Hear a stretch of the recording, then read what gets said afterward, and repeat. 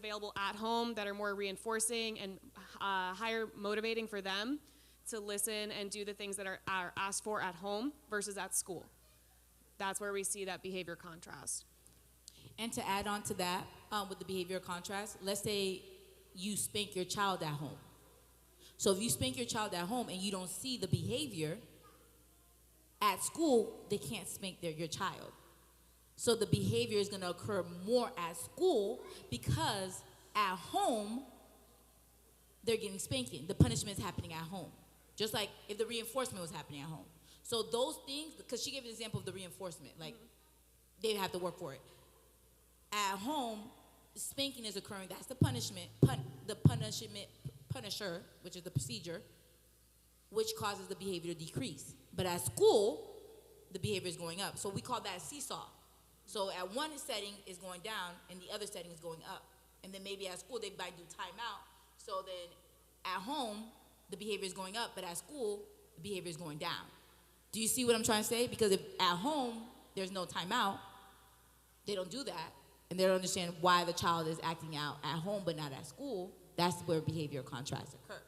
So that's you got to keep that in mind and be very mindful, because when we talk to our parents, we tell them, especially when a child first starts, hey, we did this. We put this on extinction, and we're going to talk about that in our PowerPoint. We put this on extinction. So at home, the behavior might go up. So this is what you got to be looking for. So be very mindful. This is something that always occurs. It's just one of those things.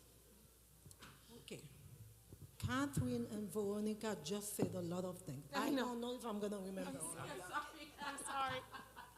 We'll go, okay, just go with behavior contrast and then we'll go back. Okay. You parlez de you fait un contrat. The behavior contract, you guys do it with the parents. Oh, sorry. Yeah. No, go ahead. Can you repeat? I'm sorry. Behavior contract, you guys do it with the parents? It's not doing it. Behavior contrast is in one setting. It could be home, school, church. The behavior might go up or might go down. But with punishment, the behavior might go down in one setting. But in the other setting, because there's a punishment that's occurring in that setting, the behavior goes up because they're not doing it. Does that make sense? Do you want me to?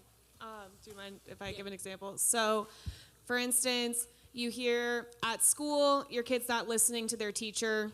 The teacher says, your kid's not responding to me. I'm asking them to do something. They're engaging in task refusal. Whereas at home, that doesn't happen. But there's a different punisher. Let's say, for Kat's example, she mentioned spanking. That would happen at home that your teacher cannot do at school. So that task refusal is going to be higher at school because that punishment is not expected and occurring like it is at home.